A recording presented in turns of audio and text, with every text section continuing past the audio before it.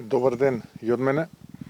Како што кажа и Боби и Јане, ова представува навистина убав момент, значаен момент за општина Газибаба, бидејќи на овој центар за лица кои што имаат телесна и интелектуална попреченост представува една додадена вредност во квалитетот на живот на овие лица, опремен според сите светски стандарди.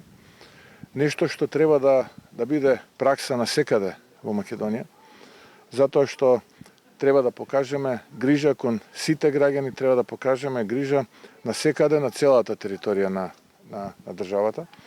Јас навистина ги охрабрувам и другите општини, ја охрабрувам и Министерството за труд и социјална политика да земе активно учество во креирањето на овие политики и сето тоа да го заокружи она кое што го зборувам и за кое што се залагам, а тоа е дека никој нема да биде заборавен и никој нема да биде оставен. Јас сум секогаш исклучително многу среќен што присуствувам на вакви настани кога нешто се отпочнува и кога тоа се завршува и тоа се пушта во употреба. Таков е и овој објект и посакувам уште многу нови проекти на целата територија на Македонија. Свесен сум апсолутно за карактерот на владата на СДСМ и ДУИ и нивната акутна неспособност да испорачаат позитивни работи, те испорачуваат, но за жал тоа се негативни работи. До добрата вест е што за неколку месеци од денес ќе имаме нова реалност, нова влада, предводена од ВМРО, ДПМН и коалицијата и единствена задача на таа влада и единствена задача на министрите кои што ќе бидат дел од таа влада и луѓето кои што ќе раководат институциите е да додадат вредност, односно да го зголемат квалитетот на живот на нашите сограѓани, да испорачат што е можно повеќе проекти. Уште еднашка му честитам и на градоначалникот, и на директорот на Скопскиот плански регион, и на сите кои што беа вклучени во оваа градба, во изработката на овој објект и посакувам корисниците на овој објект да поминат многу пријатни моменти и мигови во овој објект. Ви благодарам. Ако имате прашања, кои стојам на располагање. Обвинителство се повлече од случајот Делчевски и Весенчи, со кој што актуелната власт и неколку политички партии вас ве поврзуваа. Ваш коментар? Па видете, речиси 6 години континуирано сум предмет на клевета од страна на клеветничката СДСМ, навреди од страна на клеветничката СДСМ и нивните измекери и полтрони кои што се опозиција на опозицијата, се обидуваат да го нарушат мојот углед, мојата чест, со тоа што континуирано, речиси 6 години, објавуваат лаги, конструираат случаи и на таков начин мислат дека ќе обстојат повеќе на политичката сцена.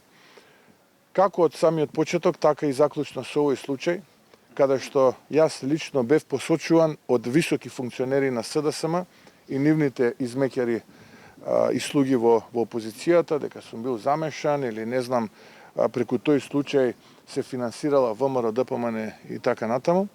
Сведоци сме дека и ова октруирано обвинителство и судство, партизирано обвинителство и судство, носи одлука за прекин на истрагата поврзана со овој случај. Зошто?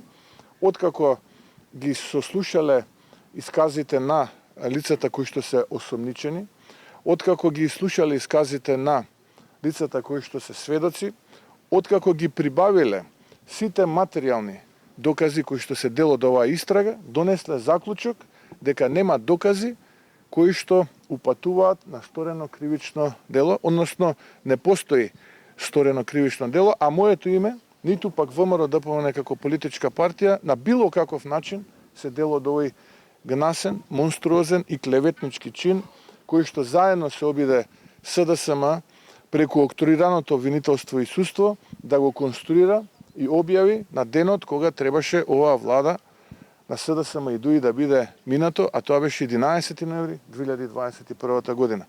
За мене сепак представува чест и, ете би рекол, и мала сатисфакција што се докажа повторно правдата, можеби е спора, но секогаш вистината излегува на виделина. Наскоро има уште еден случај со уште една таква политичка партија која што во улога на измекер и слуга на СДСМ се обиде да ме клевети, да почекаме да видиме и тој еден случај како ќе заврши, па и таа политичка партија, опозиција на опозицијата, ќе има многу аргументи да се извинува јавно за тоа што лично мене ме клевети, а на тој начин мисли дека ќе му нанесе штета на ВМРО ДПМН и мене лично. Така што уште еднашка, можам да кажам дека уште една клевета и лага на СДСМ и измеќарите на СДСМ во опозицијата, односно опозицијата на опозицијата е растурена и навистина апелирам оваа пракса на лажно клеветење да престане, бидејќи сите ние имаме некаков личен интегритет, помал или поголем, и навистина не заслужуваме вакви ад хоминем напади, ниски страсти и преку оваквите клеветења да се води политика. Ви благодарам. Имам прашање околу изборите. Го предложивте 8 мај како можен датум за двојни избори, но се уште нема одговор дали тој датум е прифатлив. Се зборува за работни групи, но се уште никој не ги иницира. Дали ВМРО ДПМН, односно пратеничката група, ќе ги иницираат тие работни групи, бидејќи знаеме дека не се работи за нешто големо, тоа е нешто што може да се реши за 15 минути ако се има желба во рамки на собранието. Дали ВМРО ДПМН ќе застане за оваа идеја како иницијатор во собранието? Димитар Ковачевски води некоја чудна мачо игра, не ја разбирам наистина. Не знам кој е тој кој што го советува дека сега е моментот да биде мачо и да каже нема предвремени избори, јас кажувам дата, јас кажувам, во ред све нека кажувам. Не сакаше лидерска средба, добро. Сакаше работни групи, во ред прифаќаме работни групи.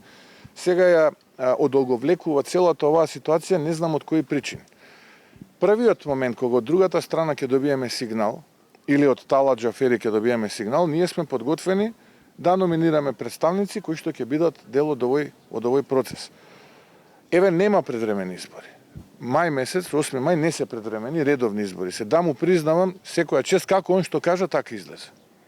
Како он што каже, така излезе. Како он што ќе каже и дата и ден кој што ќе каже ќе се сретнат тие работни групи. Само нека се сретнат и нека разговарат.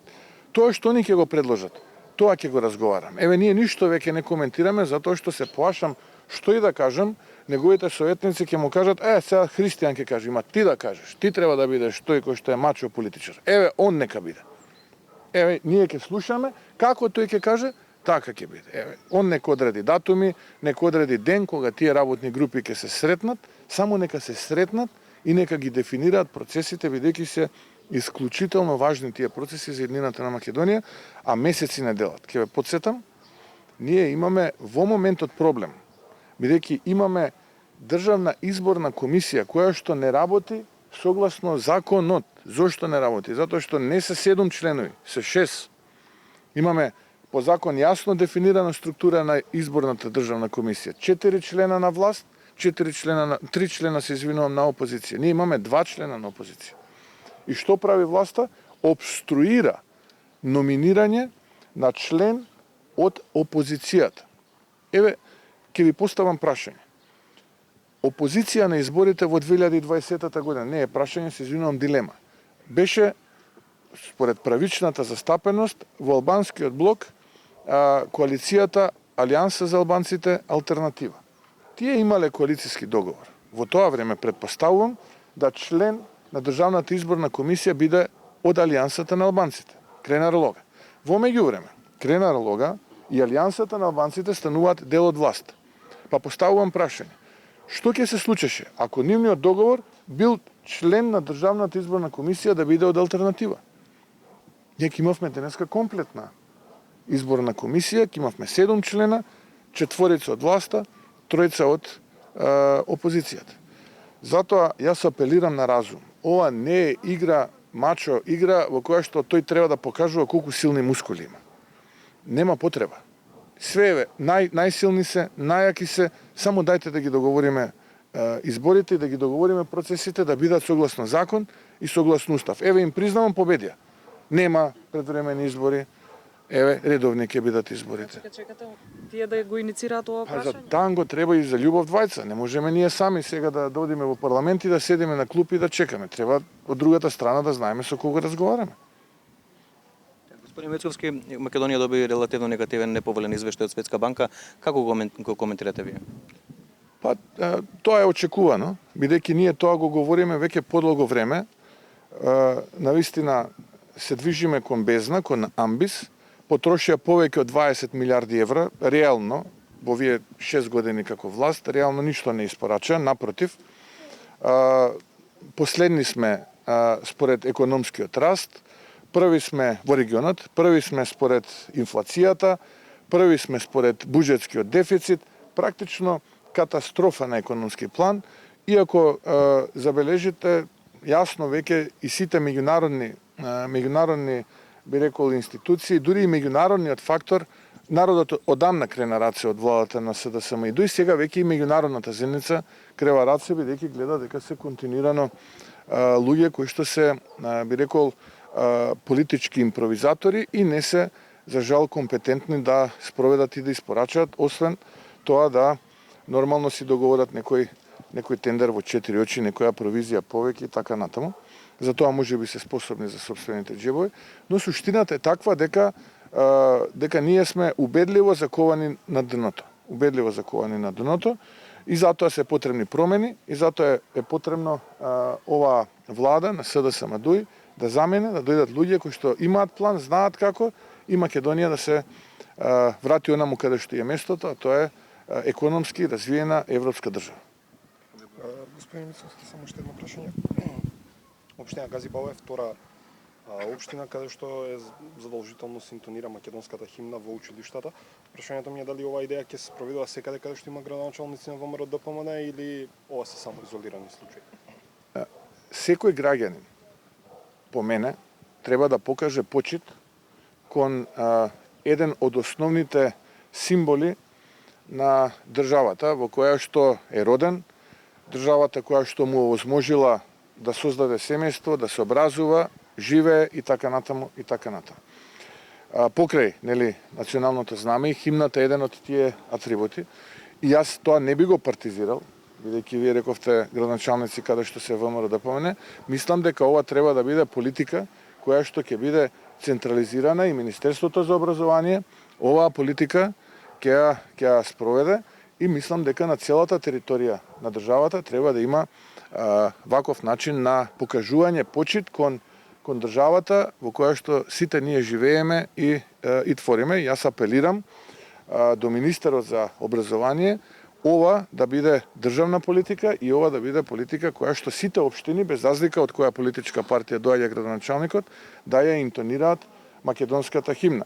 Затоа што имаме држави, еве, нашиот стратешки партнер, Соединетите Американски држави, каде што има многу нации, но сите стојат просту и мирно пред интонирањето на американската химна и сите се горди кога слушаат американската химна и сите го почитуваат американското знаме, односно национално знаме, така што оној кој што не ги почитува националните атрибути на државата во која што живее, тогаш навистина имаме некој озбилен системски проблем.